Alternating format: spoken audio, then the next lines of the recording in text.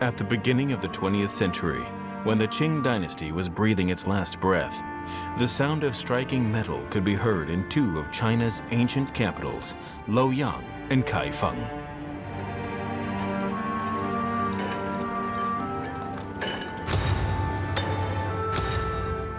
The mark of industrial civilization, the railroad, hammered its nails into the age-old central plains of China. This is the Longhai Railway, part of what is known today as the Eurasian Land Bridge. The cold metal of the railroad seems to embody the poverty and despair of countless generations along the Yellow River. The wheels on which it runs seem to awaken the dormant glory of a millennium's history.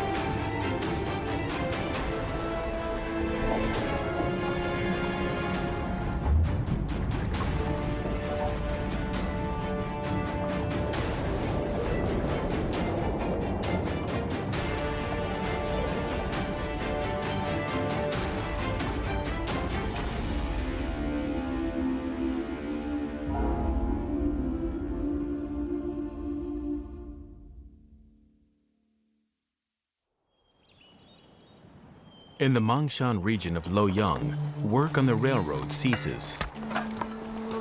This is the place where emperors and royal family were buried. It has the biggest concentration of royal burial grounds in the country. The construction of the railroad uncovers these royal tombs, many of which are swiftly robbed. Among the items that were stolen are some beautiful earthenware artifacts which had a shimmering glaze applied to them. Experts at the time had no idea what they were seeing. They didn't have a name for it. Because of its colorful designs and the fact that it was unearthed in Tang burial grounds, it is named Tang San Chai. It is the only ceramic in China that is named after a dynasty.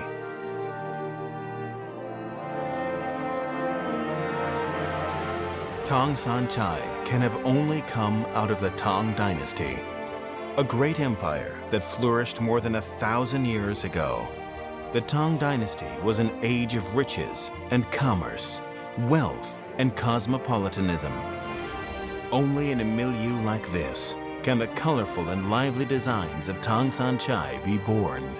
The merchants, depicted with their horses and camels, are a relic of the ancient and prosperous Silk Road.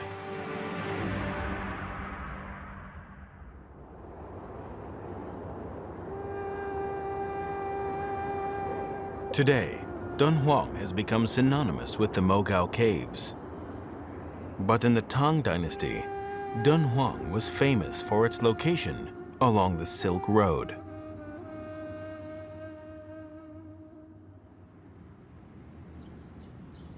Beside the Crescent Lake in Dunhuang is a small village.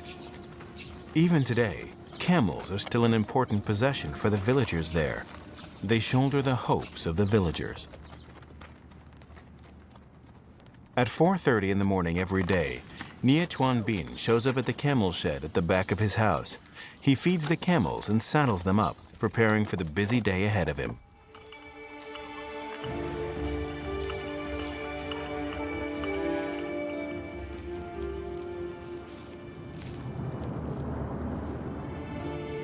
The morning sun is still the same as that of 1,000 years ago.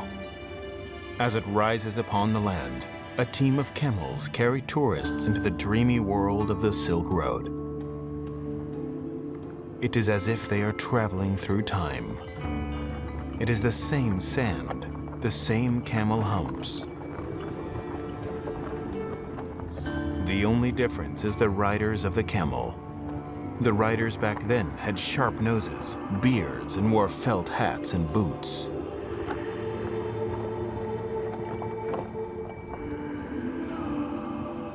They traveled halfway across Asia to come to Dunhuang in search of the splendors of the eastern capital. There, they hoped to find smooth silk, sweet wine, and a legendary earthenware pottery that resembled precious jade.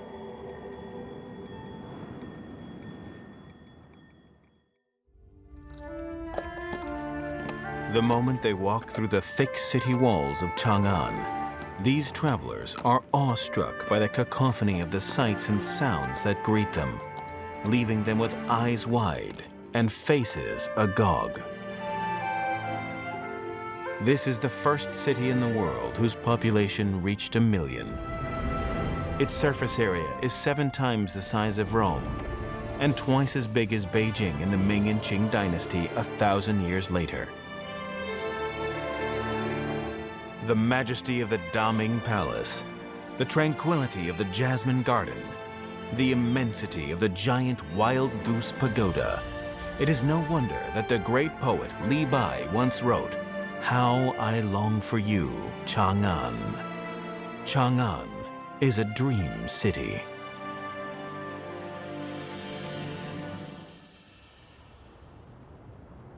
This is Xi'an's South Liaodong Street.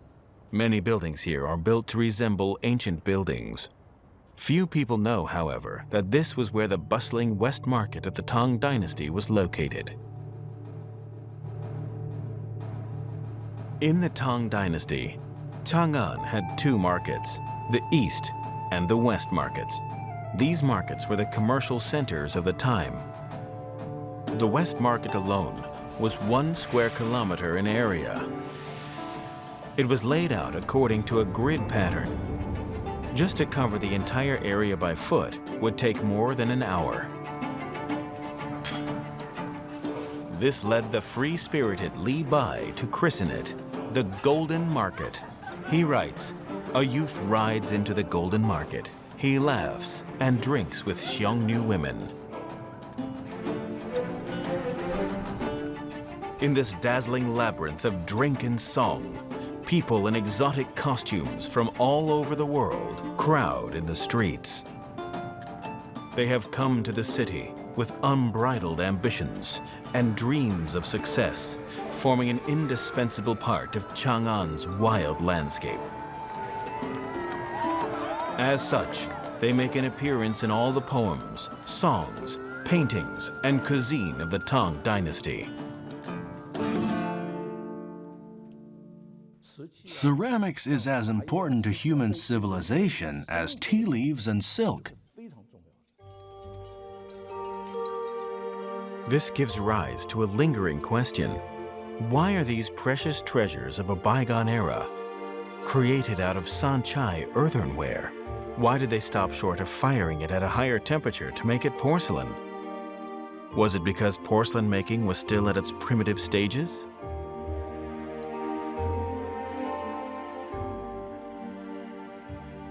Actually, celadon was already invented in the Jiangnan region centuries before.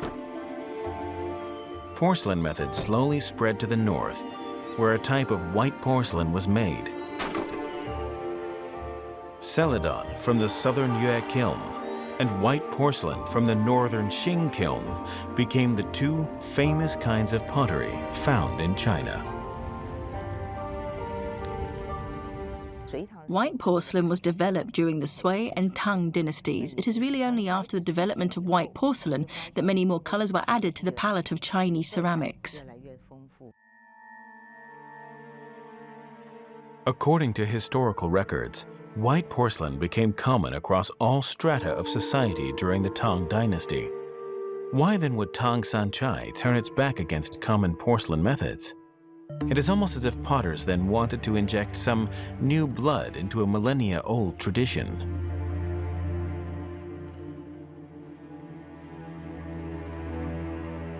Pottery in this era started to become more colorful and feature more lively subject matter. Early Chinese pottery only featured 3 colors: red, green, and yellow. Blue and other colors were hardly ever seen in pottery.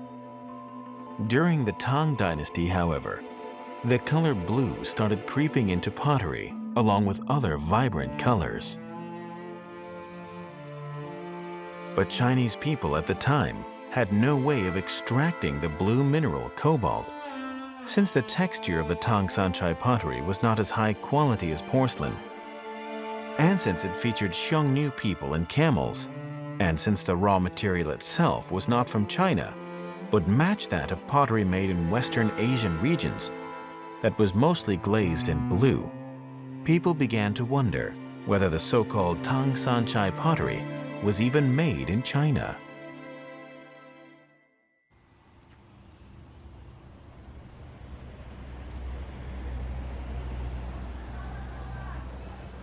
In Xi'an, there is an area called Fangxiang.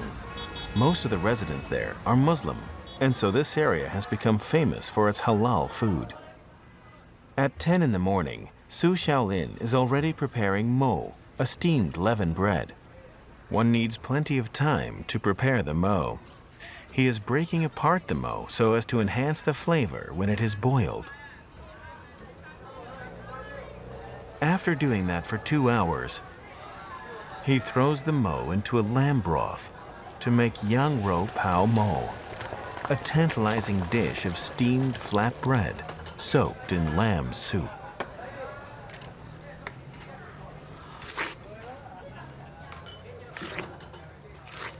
Su is 84 years old this year.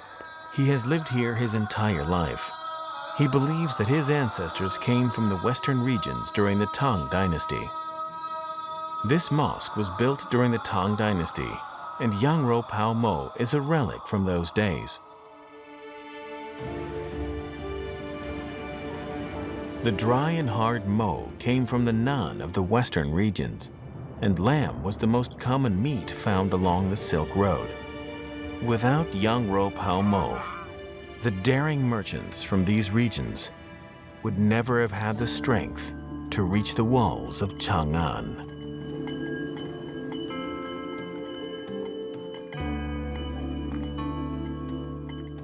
Although the Silk Road brought many foreign cultures to China, there is no evidence to suggest that Sanchai came from the West. After all, it is brittle and easily damaged. It would never have survived the long and arduous journey.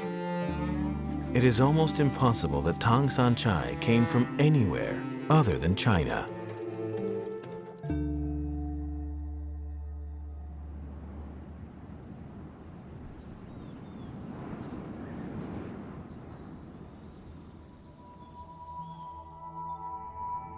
In 1984, archaeologists began excavating the Yaozhou kiln in the town of Huangbao, 80 kilometers north of Xi'an. They unearthed 7 Tang Dynasty workshops and 3 horseshoe-shaped Sanchai kilns, along with over 4,000 Sanchai tools and fragments.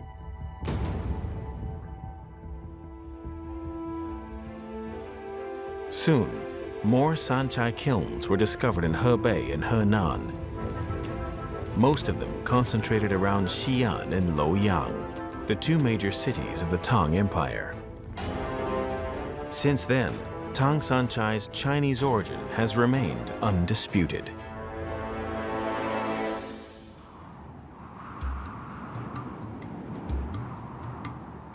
Of course, this doesn't preclude the fact that Tang Sanchai is the product of both Eastern and Western cultures.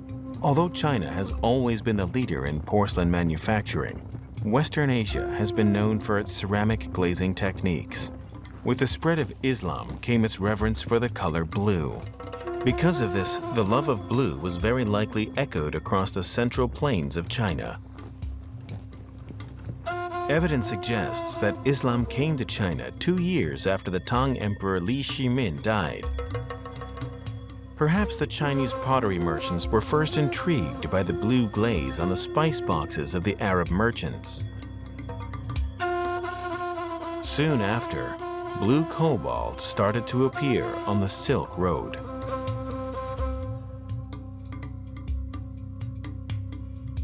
Blue was not common in the pottery excavated from the Yaozhou kiln in Shanxi.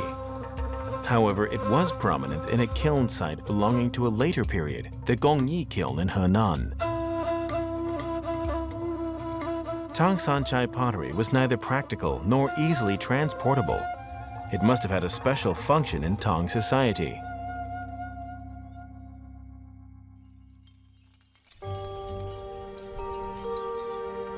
"70 kilometers northwest of Xi'an, a mountain rises in the distance. Here lies the Tianling Mausoleum, the tomb of Emperor Gaozong of Tang, and China's only governing female emperor, Wu Zetian. Due to restrictions, archaeologists have only excavated its attendant tombs. There, they have found many Sanchai sculptures of soldiers.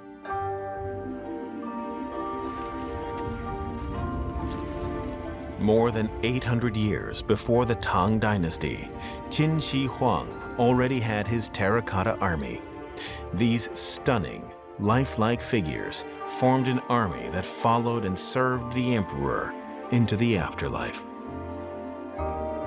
But they were hand-painted, not glazed. The figures of the Tang Dynasty were glazed, turning them into arresting funerary decorations. In other words, Tang Shanchai, which has been famous over the ages, is a milestone in Chinese pottery and was used mainly in funerary art. This colorful art form added a shade of color to the afterlife of the royal family.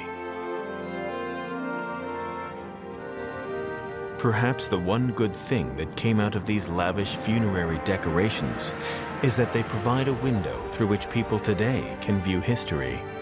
The sounds of musical instruments, the whirling fabric of the dancers' clothes, all the sights of the Tang Dynasty are fixed here for eternity.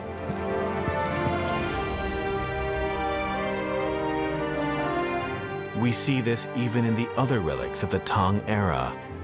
In one mural in Li Xian's tomb, we see a grand procession of Tang officials greeting foreign dignitaries that have visited the court.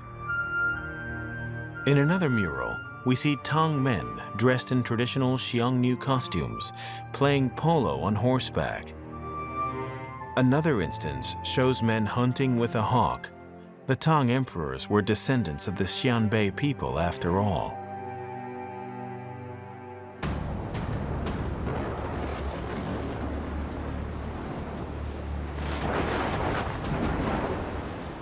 The openness of the Tang Empire did not just extend to the Silk Road, however.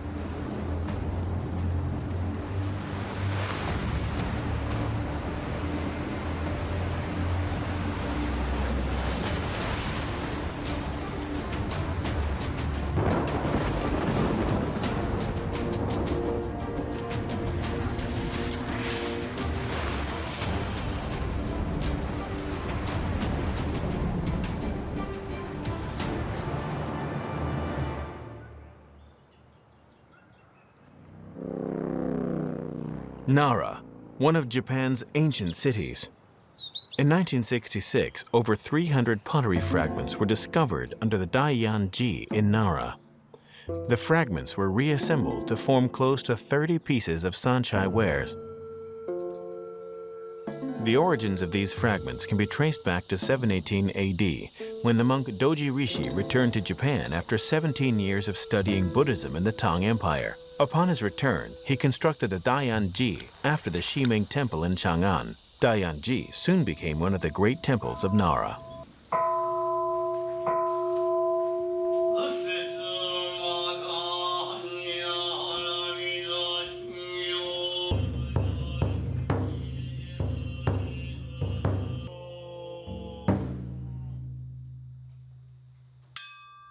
Even now, Daiyan-ji still retains much of its Tang flavor. The Sanchai wares must have entered Japan during that time.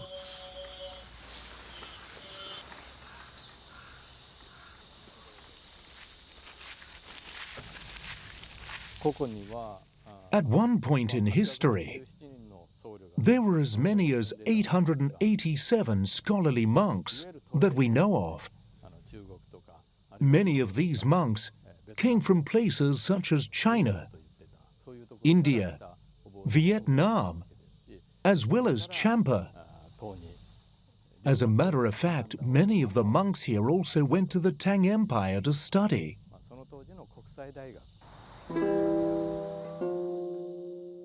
That probably led to Japanese artisans making their own version of sanchai, the Nara sanchai. Being so unique in the world, Tang sanchai inspired many variants. Besides the Japanese variant, there are also versions of it from the Silla Kingdom of Korea and Persia. But it was copied quite well in Iraq. It was easier for the Iraqi potters in the 9th century to copy sansai because it was a low-fire glaze, and it was not so different from the kind of glaze that they were using already in the Middle East.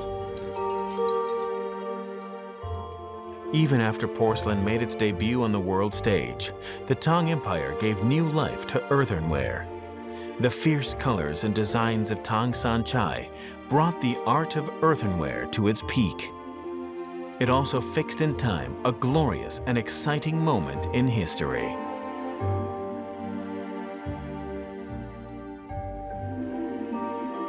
Nevertheless, the enthusiasm for Tang sanchai could not stem the tide of celadon and white porcelain. Amidst the songs and the dances, the decadent royal family must have wanted a part in this as well.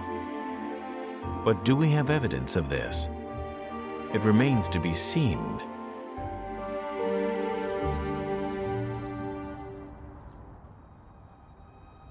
In 1957, a few unremarkable white porcelain fragments were found in the Daming Palace in Xi'an. An inscription on one of the fragments aroused a lot of curiosity. The word Ying.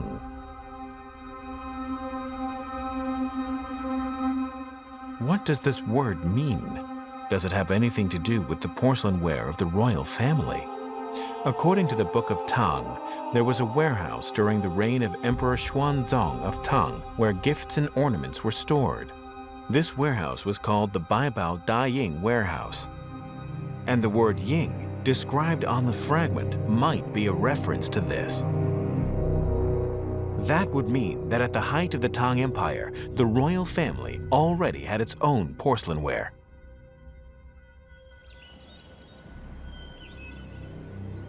And what about the celadon of the south? Celadon was the basis of white porcelain's development in the north. But with white porcelain on the rise, has celadon fallen out of favor?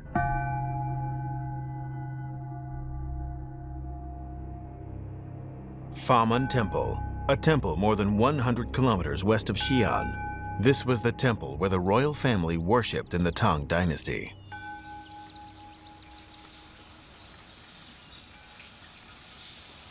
This monk, Nung Lu, has been studying at the Famen Temple for over a year now. In his mind, this place is the closest you can get to Buddha.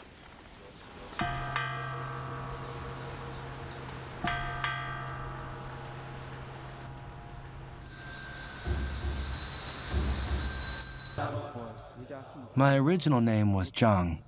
I was from Jiangxi. There has been a Buddhist scholar in every generation of my family. I've always wanted a life like this. It has its own meaning.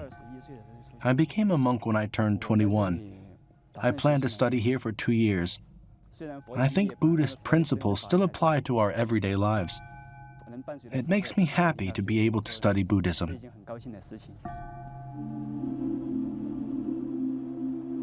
In his free time, Nung Lu will go to the Relic Tower to pay his respects. This tower was built in 2009. It is 148 meters tall, the tallest relic tower in the world. It houses the relics of many venerable monks. However, it is in another ancient tower, the true relic pagoda, that an interesting story can be found.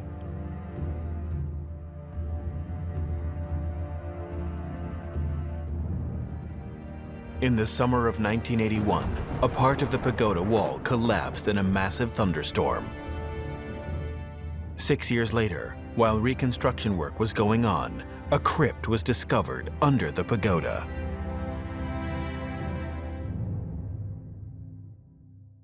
Previously buried Buddhist relics resurfaced along with the discovery of the crypt. But a stele is what allows our story to continue.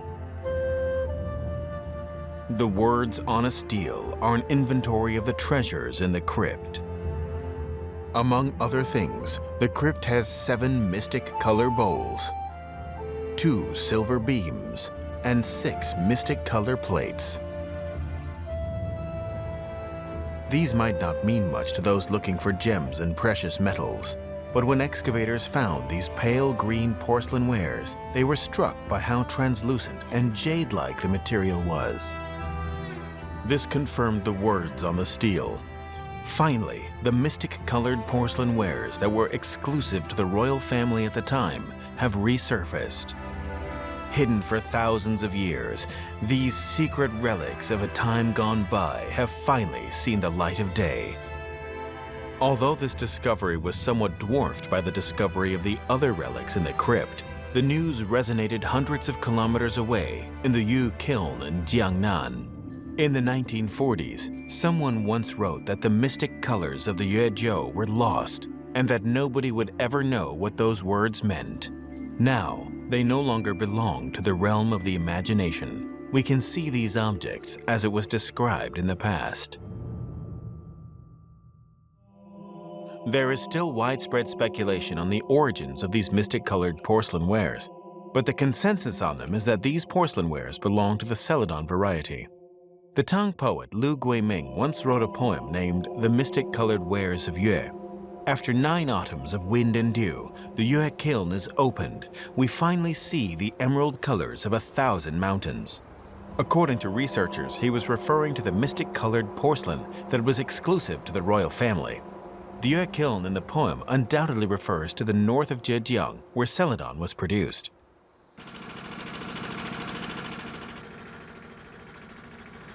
Shanglin Lake, near the city of Qixi in Zhejiang. This place has retained its Tang-era name and is still filled with history. In 1935, when the father of ancient Chinese ceramics, Chen Wanli, first visited the Yue kilns, he remarked that the color of Shanglin Lake and the mountains surrounding it were a sparkling emerald, just like the emerald colors in Lu Guiming's poem. Maybe the Song Dynasty scholars were right. The porcelain of the Yue kiln is so precious and exquisite that it was forbidden to the common people. And that is why it is called the mystic colors. The reason why so much good white porcelain and celadon was produced during the Tang dynasty is because of the improvements in firing techniques in the kiln. In order to prevent any dust from getting into the porcelain, the people invented a case to house the porcelain when firing it. Whether it is the celadon from the south or the white porcelain from the north, both types of porcelain dominated the pottery of the time. They have set the imagination of the Tang Empire aflame. Although the glory of this porcelain can only be seen within the royal palace, the real glory belongs to the incredible artisans who produced it.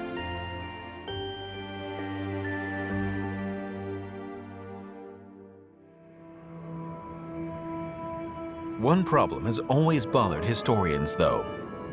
Although Tang porcelain has been found all over Western Asia and North Africa, very little of it has been found along the most important commercial route of that era, the Silk Road.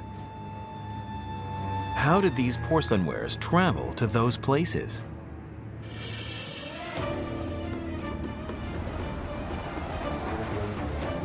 Some have surmised that this has something to do with the political changes in the western regions following the Anxi Rebellion, but somehow this explanation does not seem to tell the whole truth.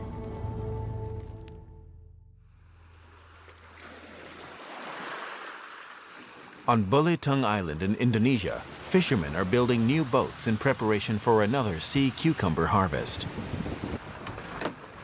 Sea cucumbers are a specialty of this area. But every time they dive underwater for the harvest, their hands always get cut by sharp objects lying at the bottom of the seabed. These sharp objects had turned out to be porcelain fragments of unknown origin.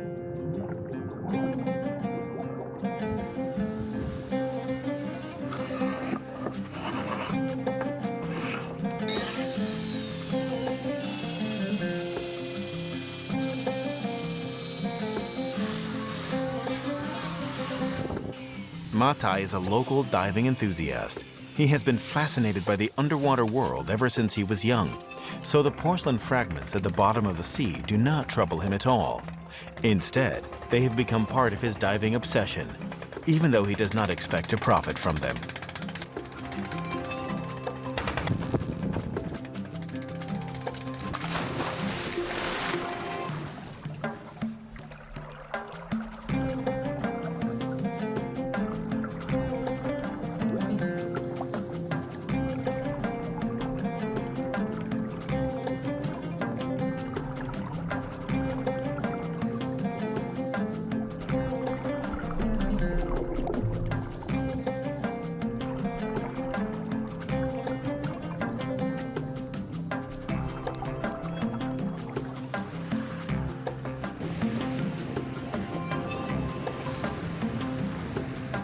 More than a decade ago, a German named Walter Fang came to the island. Matai and him went on diving expeditions in the area to excavate all these porcelain fragments. The islanders have long since gotten used to this spectacle. The Batu Hitam is in the Galasa Strait, as it's called, which is a traditional route to go from the South China Sea down to Java. So it still is on a major shipping route, and it's quite dangerous. Nobody could have known that a few years later, in 1998, the German and his team would excavate an entire shipwreck filled with all sorts of ceramics. The shipwreck was named the Batu Hitam Shipwreck, after the black coral in the area.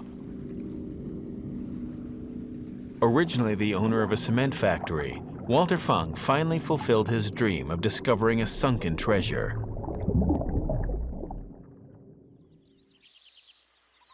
But little did he know how much of an impact the Batu Hitam shipwreck would make on Chinese culture.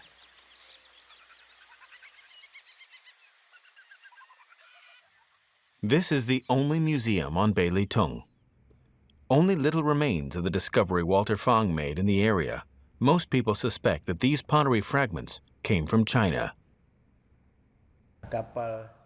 They found gold, goblets, bowls, and other Chinese ceramics. They also found many precious stones in the shipwreck. These objects were taken to England, where they were auctioned at Christie's and bought by the Singaporean government. Today, these objects are on display at the National Museum of Singapore. This is the first ship load of Tang Dynasty Chinese ceramics ever discovered anywhere outside of China. Feeder. Yeah. Oh, you did in China. Because we never knew that one ship would carry so many objects all at one time.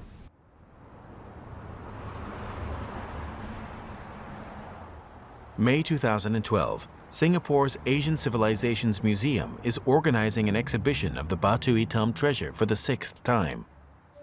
Over 67,000 ceramic wares were excavated from the shipwreck, making up 98% of all the artifacts excavated. This includes 350 white porcelain pieces, 200 celadon pieces, and 200 green glazed porcelain pieces. This proves that they came from ancient China. The shocking thing is that close to 56,500 pieces were glazed in brown. Yet there is no historical record of such a huge expedition. The 3 blue and white porcelain pieces, though, point to the possibility that the ship might have been a Ming Dynasty ship, when blue and white porcelain was common.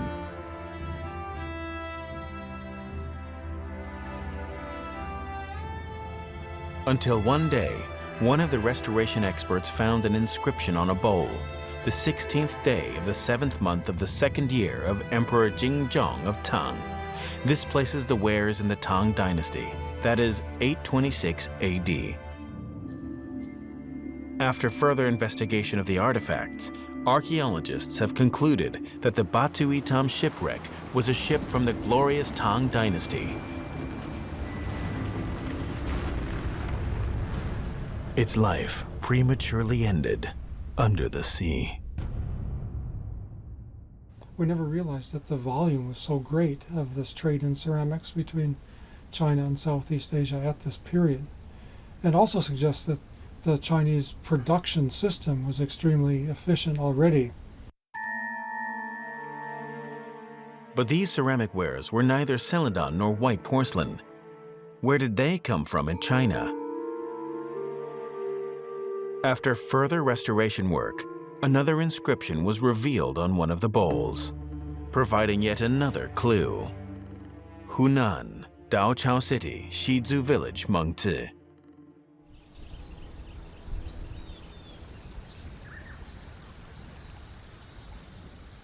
Hunan refers to the Hunan province of today. In the Wangcheng area of Changsha, there is a Shizhou village as referred to in the bowl. There is also a Tang poem called Shizhou, whose first line is, "Along the ancient coast, earthenware is the ceramic of choice." Interestingly, near Shizhou village is the town of Tongguan, a town famous today for its ceramics. Could this all be merely a coincidence?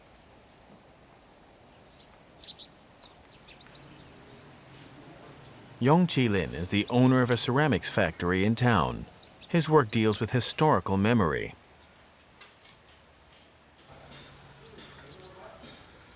Most other workshops produce ceramic wares similar in look to the ancient styles. The wares that come from this area look no different from those found in the Batu Hitam shipwreck.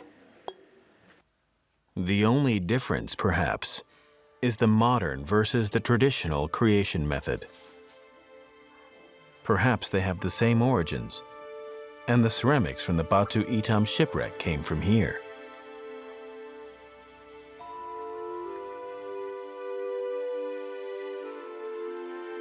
Near the town of Tongguan, an archaeological site has just opened its doors to the public. An ancient 41-meter-long dragon kiln snakes along the mountain.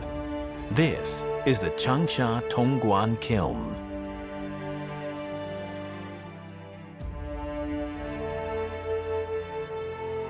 The ceramics from the Tongguan kiln are unique in the fact that the glaze is applied after the ware is painted.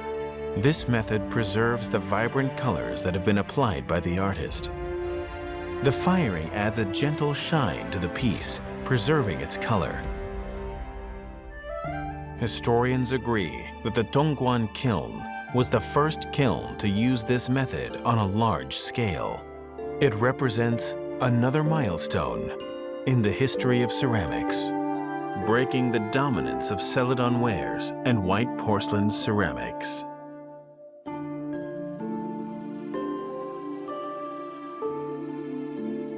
The Tongguan kiln was discovered as early on as 1956. But why wasn't such a large-scale operation mentioned at all in any historical record?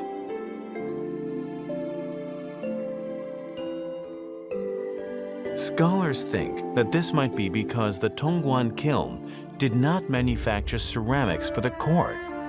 Its simple and effective methods might mean that its ceramics were more geared towards common people. The elite strata of society would never have taken a liking to it. And so, historians have also adopted this bias. Perhaps it is precisely this lack of sophistication that led it to travel all around the world on ships like that which became the Batu Hitam shipwreck. Some of the wares found on the ship even had Arabic designs on them. This particular shipment was probably manufactured especially for foreign consumption. The Changsha ware was essentially an export ware, and I don't think there was much Chinese taste for it. the Chinese taste was for the monochrome, for the plain, and the undecorated at that time. So the Changsha wares benefited from Sansai potters coming from North China to South China, and I think a lot of the decorative styles that are used on Changsha wares. These colorful ceramic exports proved to be very popular throughout the ancient trade routes. People from the West must have been attracted by the colorful ceramics of the Tang Empire. If these ceramics had some of their favorite patterns on top of them, then the people from the West would be able to show them off back home. We can tell that there was a kind of interaction between people in China and people in the Middle East. This is extremely fascinating because it was a time where there was no internet, no telephone, but people could see, what was the appeal, what other people wanted. All this benefited from the development of maritime trade. According to historians, shipbuilders in the Tang Dynasty were already building ships that were 50 to 60 meters long and had watertight bulkheads. This happened 900 years before Europe discovered the same technology. A ship like this could transport many more goods than a camel could. In addition, goods were damaged easily on the backs of camels. Some modern-day scholars even believe that maritime trade is the reason behind the Silk Road's eventual decline.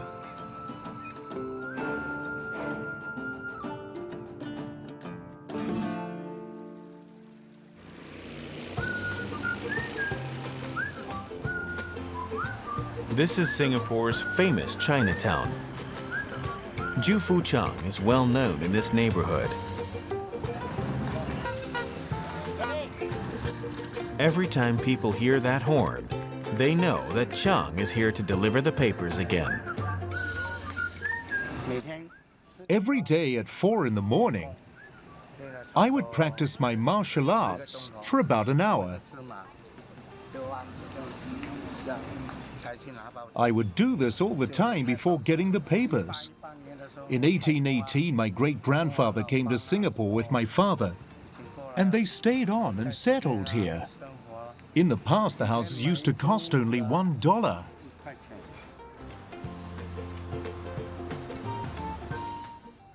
They used to cost $1. You can sit here first. He came to Singapore with his mother when he was just 8 years old. He has lived here for over 50 years.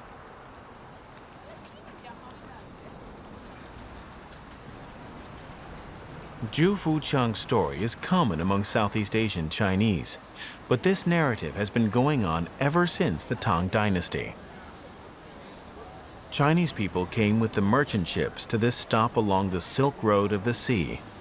They settled down here with only their strength and their wits. Regardless of their destination, these ships transporting ceramics, silk, and tea leaves would stop in Southeast Asia to rest and replenish.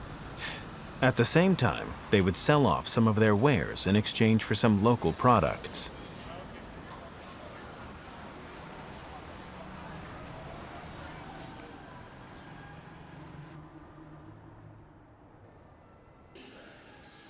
In the Singapore Maritime Museum, there is a replica of a 9th century Arabic ship. Scholars say that the ship in the Batu Hitam shipwreck resembles this replica. Unfortunately, the Batu Hitam will never reach another shore.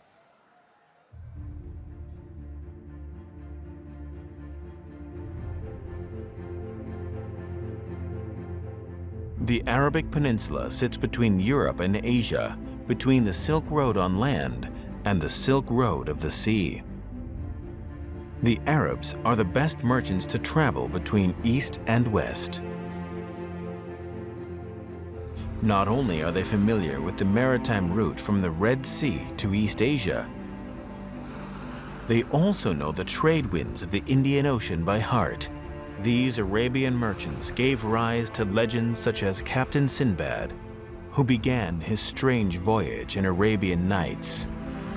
It was voyages such as his that connected the East and the West and left Chinese ceramics in West Asia, North Africa, and even Southern Europe.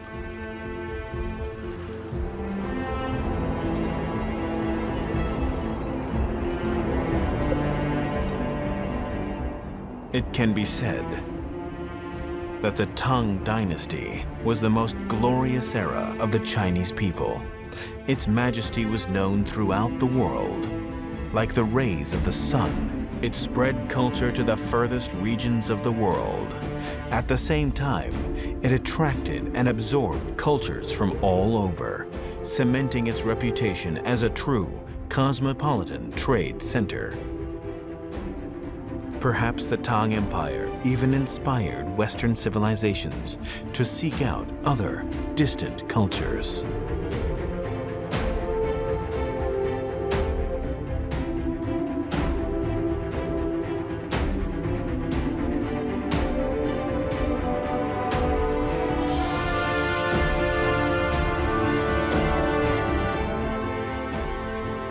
The green-glazed porcelain bowl found on the Batu Hitam shipwreck has the word tribute inscribed on it.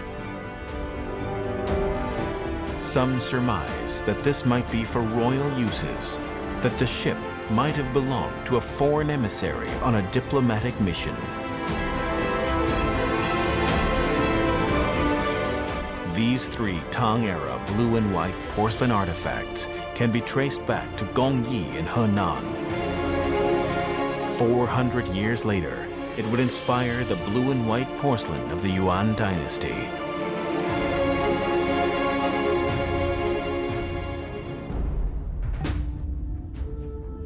In the next episode, across 1,000 years, they try to find the last breaths of a vanished empire. Over 1,000 kilometers, they are bound by the machinations of fate. A Song dynasty couple is torn apart by the sea. This is the third episode of Porcelain Story, Sky Green.